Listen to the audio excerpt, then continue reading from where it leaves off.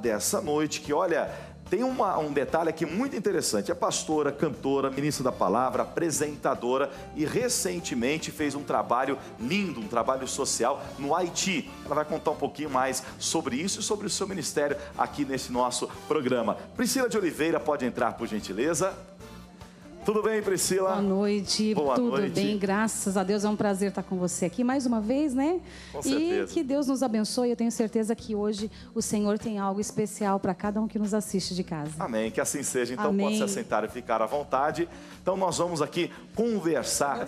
Vamos conversar um pouquinho agora com a Priscila de Oliveira, que daqui a pouquinho vai cantar um pouquinho mais pra gente também. Só me fala uma coisa já para começar. Você conhece minha sogra, que você perguntou ali nos bastidores? Você sabe que a Mirtes, ela é uma pessoa muito especial. Nós tivemos uma parceria no passado e eu conheci ela no comercial da Hit mesmo, e ali nós tivemos uma amizade bacana, e aí eu vi que ela postou sua foto lá, que eu vi que a sua filhinha nasceu, parabéns, que obrigado. Deus te abençoe. Aí eu pensei, gente, será que o pastor Gabriel é filho da Mirtes? Aí você me falou assim, é a minha sogra, mas não deixa de ser filho, né? E graças a Deus, que bênção. E com todas essas coisas que Deus lhe permite fazer, prega a palavra de Deus, canta, apresenta, fala pra gente um pouquinho mais do seu trabalho em relação a essa divisão de tarefas, mas sempre para o reino de Deus. Como é que você faz para conciliar isso? Sabe, pastor, é um desafio, mas Deus ele tem despertado em nós, nessa geração, novas Déboras, mulheres que se dispõem a se levantar para fazer a obra. Então nós entendemos o chamado de Deus e nós entendemos a nossa dedicação ao reino, e a visão é almas. Então é uma tarefa difícil, mas a graça do Senhor nos alcança todos os dias, a misericórdia, o amor, e nós estamos firmes para poder cumprir o maior propósito, que foi a última mensagem de Jesus: ide por todo mundo, pregar o evangelho a toda criatura. Então, quando nós entendemos essa mensagem, a gente encara o mundo, e é o que eu sempre falo: a mulher, quando ela é bênção nas mãos de Deus, não tem inimigo que passe na frente dela. Então, quando nós nos entregamos, entendemos que somos uma potência, mulheres chamadas para essa geração, para esse tempo, para fazer a diferença dentro de um propósito de Deus, a gente consegue administrar o tempo de ser mãe, de ser esposa, de ser pastora e de fazer a obra, porque o Senhor está na frente e nos conduz. Amém, graças a Deus. É bênção de Deus. É até importante falar isso, porque muitas pessoas que estão em casa agora têm uma vida semelhante, pregam, louvam a Deus. Até na nossa igreja, falando da Igreja Internacional da Graça de Deus, às vezes a pessoa, ela está ali pregando a palavra de Deus, é ministro de louvor, é tia da escolinha, é líder de jovens,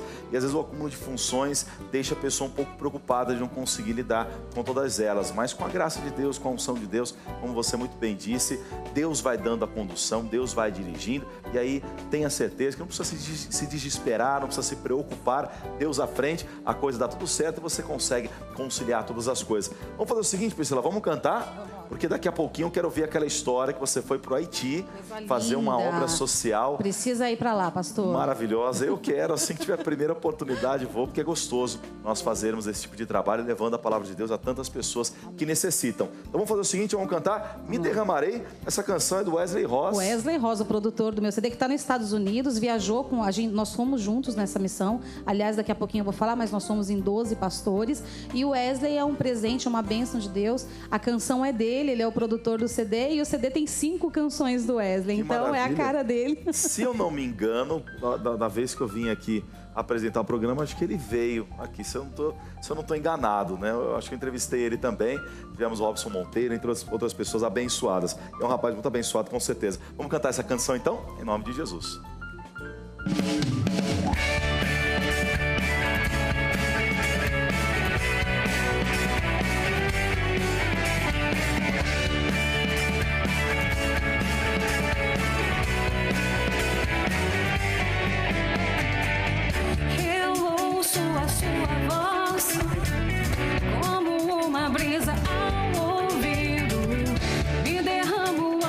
Escutar, Senhor, Senhor.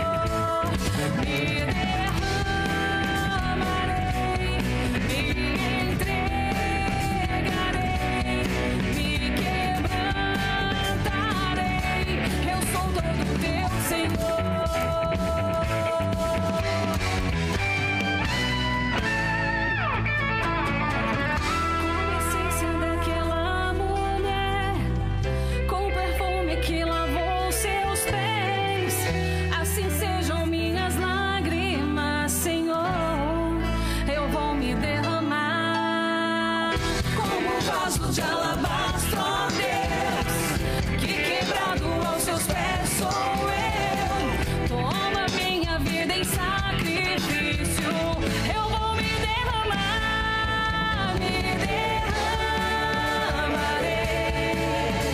no teu altar, Senhor, e entregarei meu coração quebrantado.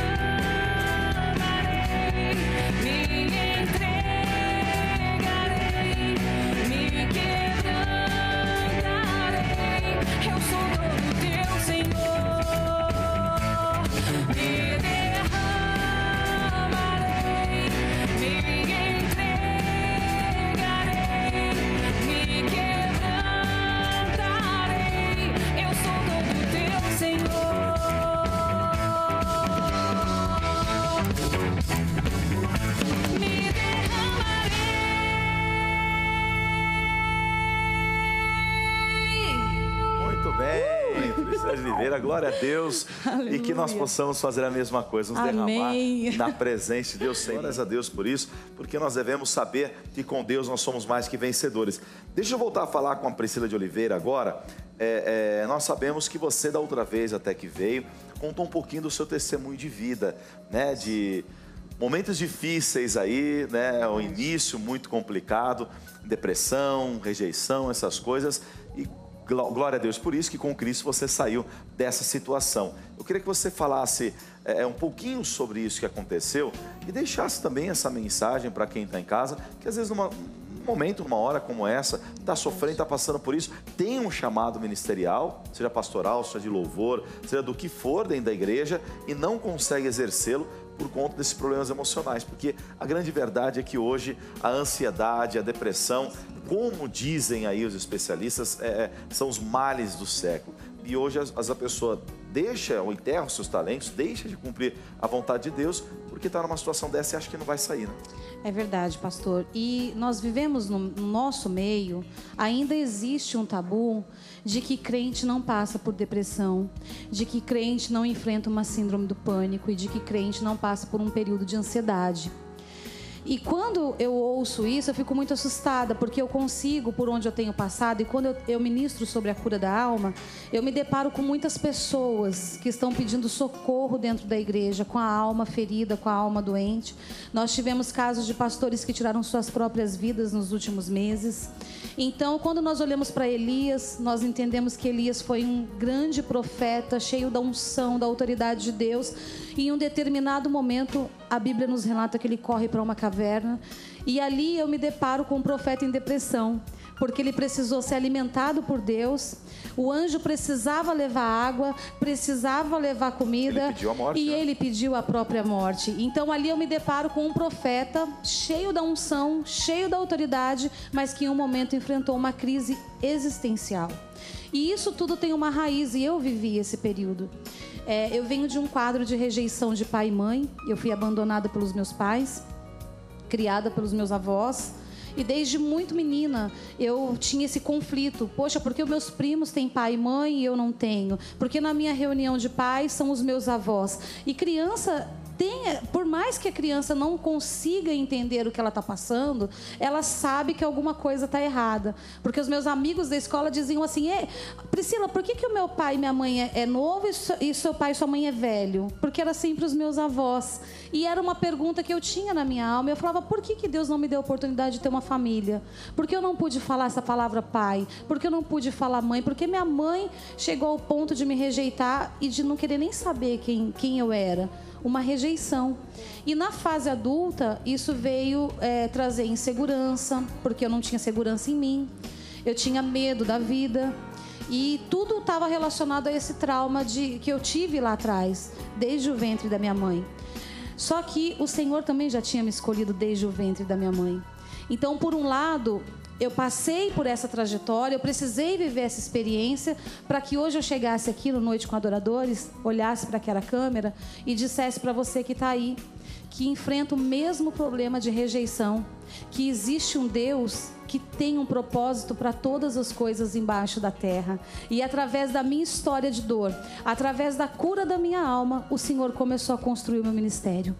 E quando eu entendi esse propósito, que eu entrei em depressão já na igreja, Deus já tinha me feito promessa, Deus já tinha revelado o que queria comigo, para que tinha me chamado, eu entrei em uma crise existencial muito terrível na minha vida, porque daí eu perdi a minha avó, perdi o meu avô, fiquei sozinha e comecei a conviver com os rótulos que colocam na gente.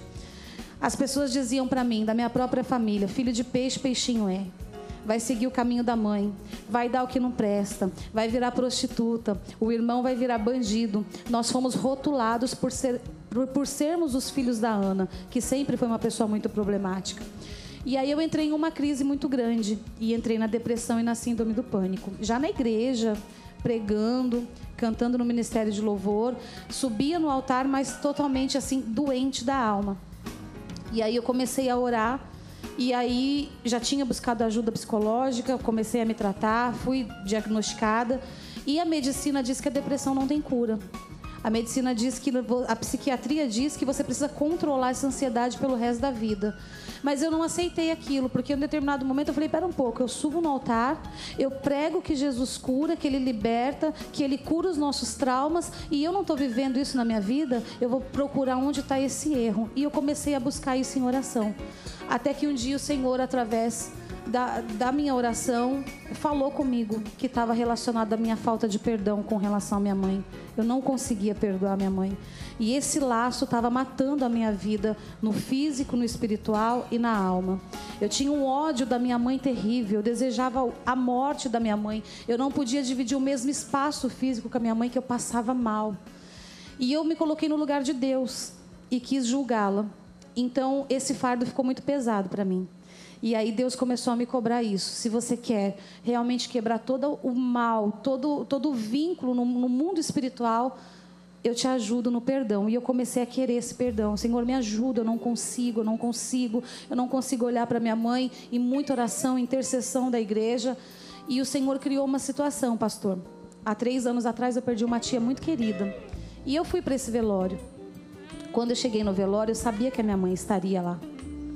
E eu saí daqui de São Paulo dizendo assim, se ela vir me abraçar, eu não irei abraçá-la. Mesmo buscando em Deus, a minha resistência humana dizia, eu não quero abraçá-la.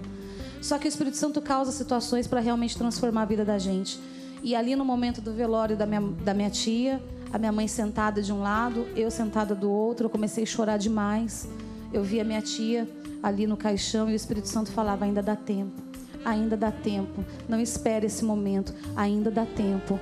Aí eu levantei, abracei a minha mãe, olhei nos olhos dela e realmente consegui perdoar. Hoje consigo falar com a minha mãe e eu percebi que através da minha vida o Senhor Jesus chegou na vida dela. Hoje ela se converteu, congrega na Igreja da Graça lá em Minas, através da minha vida. Então, ou seja, às vezes você é a única oportunidade para que alguém encontre a luz de Jesus. E a gente precisa liberar esse perdão. Quando Deus falou comigo há 15 anos atrás, o Senhor usou uma profeta para dizer que eu ia matar a fome de muita gente. Eu imaginei que eu iria ficar rica. Falei, vou ficar milionária e vou sair sustentando um monte de gente. Não tinha conhecimento.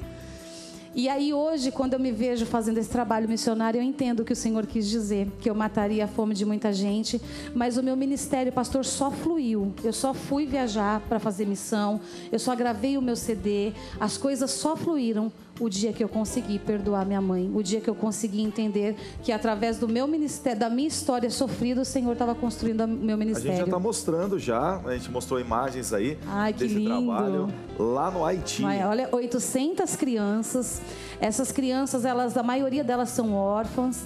Essas crianças são cuidadas pelo pastor Vitor, do Ministério Amor e Graça, que é com quem a gente dá o suporte lá. E essas crianças são todas apadrinhadas aqui do Brasil, né? Que a gente consegue padrinhos para elas.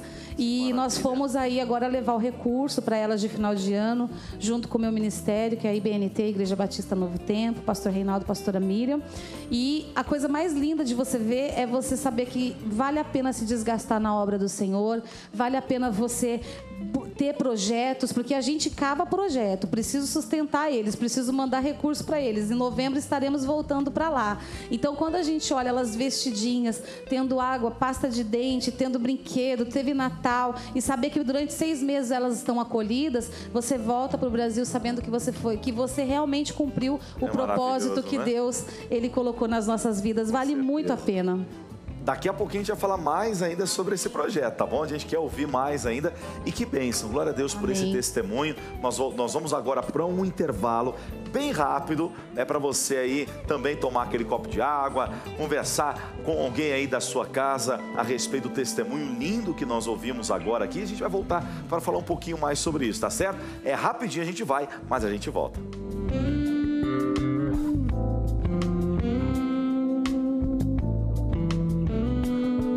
Terminamos o bloco anterior conversando com a Priscila de Oliveira. Ela estava contando o testemunho dela a respeito do perdão que teve que ser liberado para os seus pais e toda a consequência que isso foi gerado. Hoje, podendo ministrar com propriedade, né, essa palavra, o que ela falava, uma grande realidade, uma grande verdade. Tem muitas pessoas que, como ela, enfrentaram um momento de deserto, um momento de grande luta espiritual, enquanto ainda mesmo assim fazendo a obra de Deus. Talvez muitas pessoas estejam passando por isso e talvez eu esteja falando com uma delas. Que você possa se colocar diante de Deus. E primeiro ponto, como ela muito bem disse, não se sentir rejeitado por Deus, não se sentir inferiorizado, não se sentir incapacitado de fazer a obra ou de realmente levar o amor de Deus por conta de um tratamento que deve ser feito, não deve ser ignorado, obviamente, na sua alma, né? Como nós vimos aí até recentemente, pregadores, né, tirando a própria vida, e isso nos entristece. A gente vê uma notícia dessa e a gente fica pensando por que não foi de outra forma, né? Quem estava sabendo disso, por que não buscou ajuda? E muitas vezes o pregador ou o ministro de louvor ou quem quer que seja não quer buscar ajuda porque acha isso vergonhoso. Como é que eu vou falar que eu tenho um problema ministrando a palavra para alguém? Como é que eu vou falar que eu estou com alguma enfermidade se eu estou ministrando a cura? E aí eu uso uma palavra, uma frase que o pastor Jaime costuma pregar e dizer com muita sabedoria, que nós não estamos no altar pregando o que vivemos, mas lutamos para viver o que pregamos. É a grande verdade. E hoje você vive o que você prega. Hoje eu posso te falar que eu sou uma pessoa restaurada, curada. E o meu conselho, porque eu sempre falo isso, a liderança, ela cuida de vidas, mas quem cuida do líder? O líder muitas vezes sofre sozinho, ele chora sozinho, ele não tem com quem falar, justamente por essa situação. Se eu for falar, é uma questão de vergonha. Mas eu aconselho a você a não se calar. Se você está enfrentando algo na tua vida, se você está vendo que a tua alma está doente, que precisa de ajuda, não se limite, procure. Eu sempre falo que do lado de um Elias tem um Eliseu. Sempre vai ter um Eliseu do teu lado para te ouvir, para te aconselhar, para te ajudar. Então não se isole, porque nós temos um propósito lindo de Deus. E por mais que tentam nos calar, tentam nos paralisar, existe um Deus que liberou uma promessa sobre as nossas vidas. E quando nós olhamos para essa promessa e acreditamos que Deus ele é fiel para cumprir, não tem por que a gente ter medo de falar que está passando por um momento difícil, né? Quando a gente fala, a gente recebe cura. Então fala, busca ajuda, vai atrás, se precisar se tratar. Eu me tratei, eu fui parar no psicólogo, eu precisei tomar remédio, até que chegou um dia que eu disse assim, pastor, no meu aniversário, eu falei, não, quando eu decidi, eu determinei para minha vida, porque nós temos que determinar também e não aceitar. Eu disse assim, eu não aceito mais tomar um remédio para ser feliz. Peraí, eu sou filha de Deus, eu sou filha daquele que tudo pode, daquele que curou no passado e continua curando nos dias de hoje. Eu não aceito e determinei para minha vida. E há quase 6 anos eu não sei o que é tomar um remédio para ansiedade, para depressão, ficar triste. Enfrento lutas, continuo enfrentando, porque no mundo eu tenho aflição. Mas eu tomei posse da palavra de Jesus. Tem de bom ânimo, porque eu venci e vocês também vencerão. Então essa palavra me motiva. me motiva. Se tem aflição, tem uma palavra de consolação, tem de bom ânimo, porque ele venceu e você também vai vencer em nome de Jesus. Glória a Deus por isso. Então, podemos partilhar essas histórias de vida, de superação e além de tudo, ter sempre uma mensagem para deixar dos que passaram e hoje nós que contamos a história deles de uma maneira triste. Mas quando nós podemos contar com um bom testemunho, nós que demos crédito à palavra de Deus e conseguimos viver tudo que nela está escrito. E glórias a Deus por isso. Um pouquinho mais com a Priscila de Oliveira, que está aqui conosco. Estávamos falando aí da última vez, deixei para o último bloco essa história, esse projeto de ação social, de pregação no Haiti. Primeiro ponto, foi uma direção de alguém que te ajudou em relação a isso? Falaram o país, o Haiti? Ou foi uma inspiração de Deus, você sentiu, é para lá que eu vou? Foi e fez esse trabalho? Na verdade, eu já tinha essa chamada missionária e eu orava muito ao Senhor para me mostrar aonde Ele queria me enviar. Porque você fazer missão em países de primeiro mundo é muito fácil. A gente que já fez agenda lá fora, é muito fácil você ir para os Estados Unidos, é muito fácil você ir para a Europa, porque é um país de primeiro mundo. E o Senhor sempre tinha falado comigo, através daquela profecia, que eu mataria a fome de muitas pessoas. Então, eu sempre imaginei que Deus iria me levar para um país pobre, sem condições. E aí, eu e meu esposo, nós começamos a orar. E aí, o Wesley Ross já tinha ido ao Haiti há uns 3 anos atrás. Me falou da experiência que ele teve lá, me contou tudo que ele viveu lá. E ali acendeu, eu quero ir para lá. Wesley, eu quero ir para lá. E o Wesley falou, Priscila, vamos fazer uma caravana e vamos junto nessa. E aí, em 2 meses, nós começamos a mobilizar as doações para levar o recurso para essas crianças. Como eu te falei, são 800 crianças, a maioria órfã com HIV, porque é um país muito pobre, é um país que não tem energia elétrica, lá não tem luz, lá não tem água. Os missionários que vão para lá, eles são instruídos a nem escovar os dentes com a água do Haiti, para você imaginar o nível que sabe? É um país que não tem higiene, não tem condições nenhuma, não tem hospital. Se você passar mal lá, eu não sei como eles se viram. Eu até conversei com a esposa do pastor Vitor e eles já perderam várias crianças porque não tem hospital, não tem médicos. Então é realmente um país esquecido pelo mundo. E quando eu me decidi e o Senhor confirmou para que nós fôssemos fazer essa missão lá, nós começamos a correr atrás dos provedores que iam nos ajudar nessa missão. E o Senhor operou de uma maneira sobrenatural, porque se eu fosse olhar para as minhas condições humanas, em 1 mês e meio eu jamais conseguiria levantar o recurso que precisava levar e embarcar nessa viagem. Mas nós oramos e o ministério no qual eu congrego, que é a Igreja Batista Novo Tempo lá de Osasco, pastor Reinaldo, pastora Miriam, quando eu apresentei para eles esse projeto e a necessidade de fazer essa missão, eles abraçaram na hora, o ministério abraçou, as irmãs, a irmã Cida, que é a minha intercessora que está ali, nós fomos vender feijoada, nós fizemos um reboliço em Osasco e em 1 mês e meio o Senhor nos surpreendeu com o que nós precisávamos levar para o Haiti. Lá eles têm muita dificuldade de água potável, então eles não têm água, a água vale ouro lá. Inclusive você vai andando pela rua, as crianças que não são apadrinhadas, elas ficam desesperadas fazendo o sinal que elas querem a tua água. E se você dá para uma e não dá para outra, é um problema. Então, realmente, passar pela escola do Haiti é você carimbar o seu passaporte de missionário e falar, agora eu estou preparado para Deus me enviar a qualquer nação.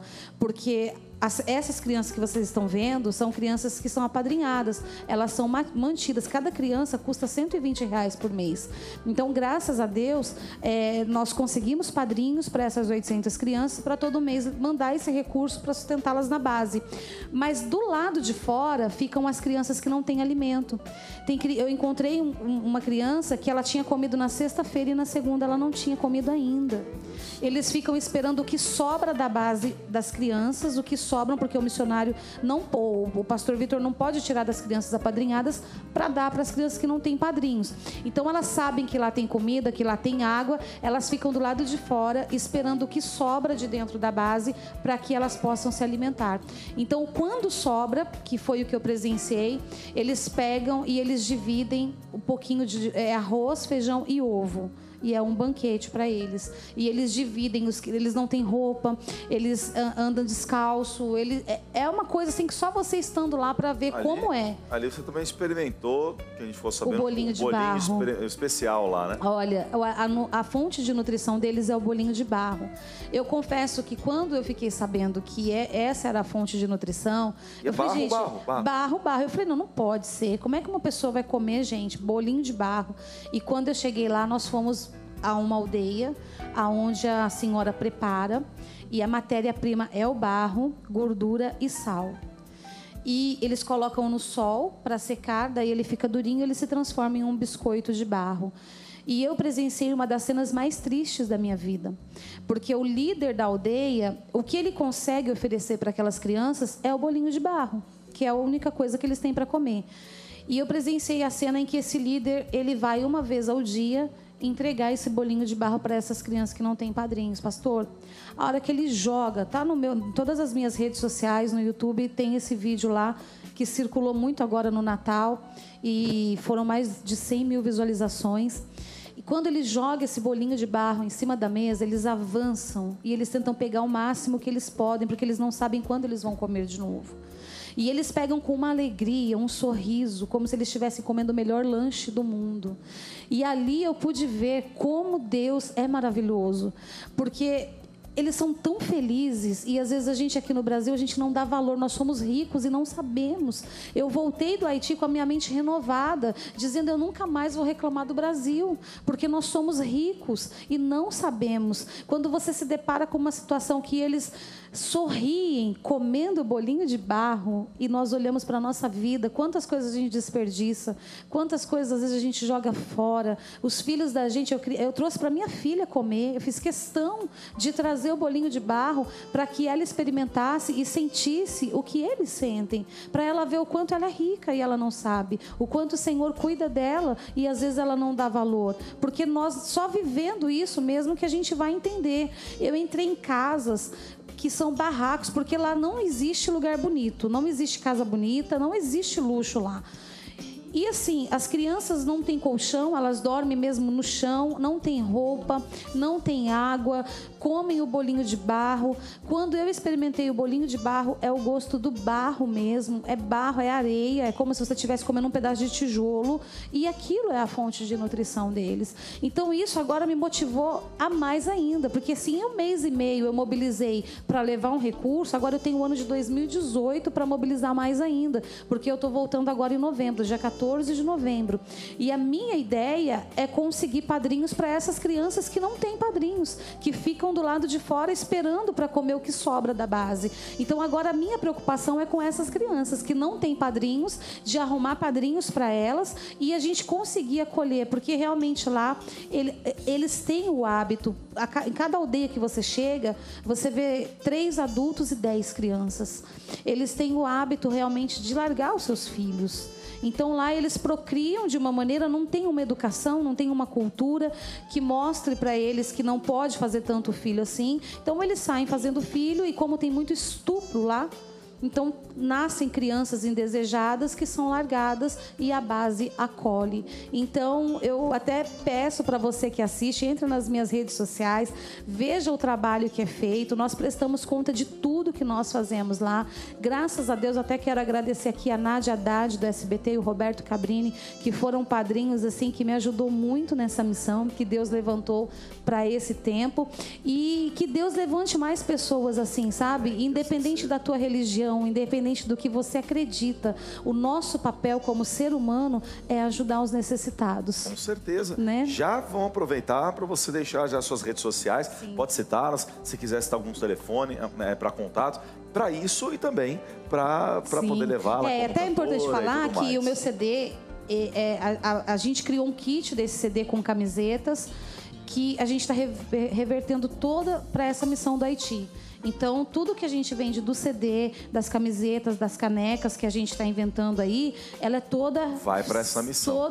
E a gente presta conta, eu presto conta de quanto eu arrecadei e eu presto conta de tudo, porque eu filmei a gente comprando, a gente entra dentro do Haiti com as águas. Então, a gente presta conta de tudo para as pessoas verem que realmente elas estão investindo em crianças. E lembra que eu te falei, quando Deus falou que ia matar a fome de muita pessoa e eu não entendia por quê?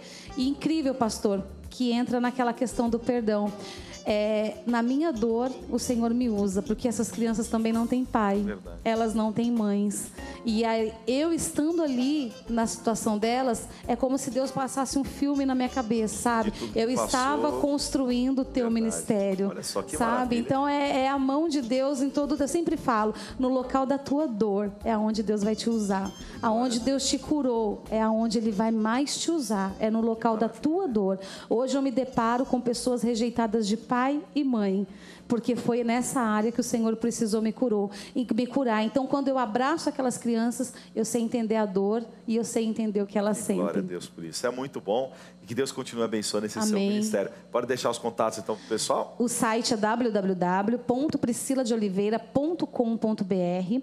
As redes sociais, Priscila de Oliveira. E o telefone para contato, se você quiser saber mais como apadrinhar uma criança, como você pode estar ajudando.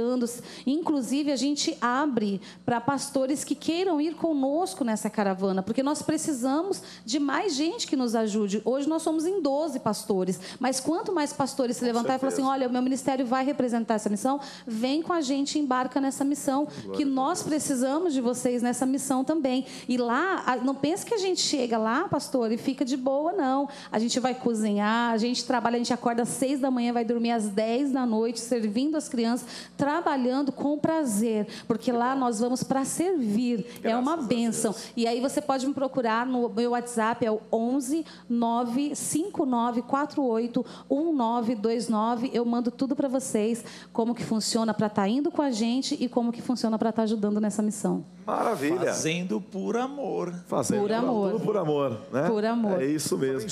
Vamos cantar mais uma canção, Priscila? Canção Andar sobre o Mar. E aí que Deus abençoe. Fique na paz, em nome de Jesus.